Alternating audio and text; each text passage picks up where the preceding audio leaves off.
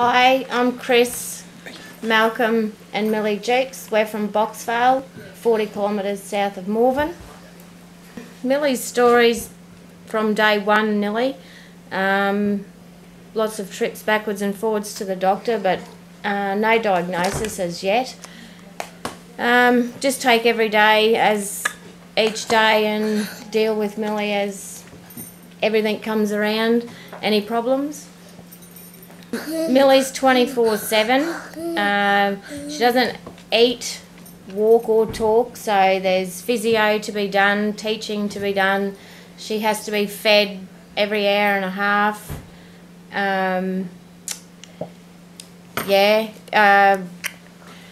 Probably wakes between 2 to 5 times at night time every night.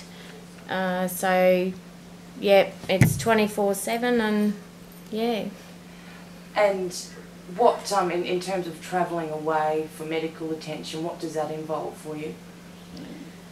Pretty big ordeal. Millie doesn't go very well with travelling. Sometimes we choose to fly. Other times, depending on how long it is we're going for, we'll drive. But yeah, it's usually a fairly big ordeal, and usually a week at a time of specialist appointments, all made concurrent so that you get everything done at once.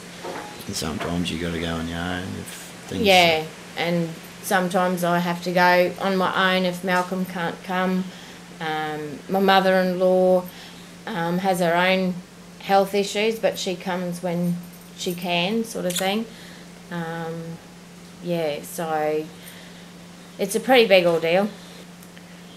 We probably go away in a 12-month period on an average at least 6 times a year. 6 to 8 weeks, probably away with her.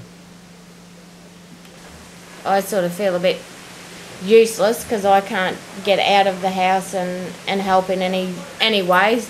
I do as much as I can, but if Millie's having a bad day, no one gets anywhere. So yeah, it does.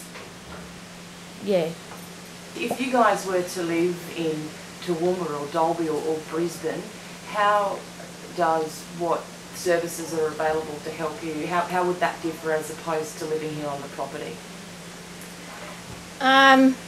Well, for one, Millie could be going to a special needs school, which would give her an opportunity as well, which those hours that Mill would be at school would be part of respite for me, and yeah, it would be,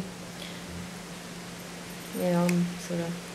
Yeah, no, it would be beneficial for everyone, no doubt. So what assistance are you eligible for from government here? From government? Waiting to find out at the moment. As not a lot as of today. No. That's why I wrote the letter that I wrote to government, finding out where we stand with Millie, because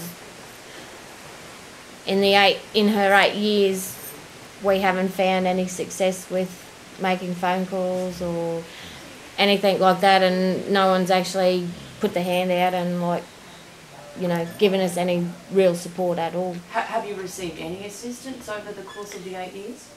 We have received little blocks of funding which come through Commonwealth Respite, but they can only give out so much funding a year, and I don't know, might get respite 3 days a month, but then you might have a couple of months where you don't get nothing.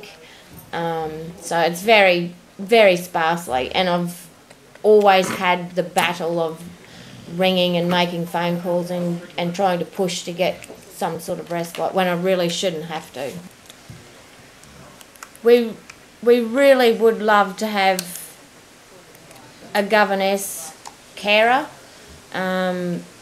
not only been beneficial to me, but it would be beneficial to Millie, to have someone there with her through those hours of the day, not getting pulled away and not sitting there not doing anything because I have to go, I have to do other things as well, general household stuff or anything, start pumps or waters and I mean, while I'm doing that sort of thing, Millie's not getting any attention, so as in not getting any attention, but she's not doing what we should be doing. Yeah, no, because it is very tough when you're trying to be the mum, teacher and physio.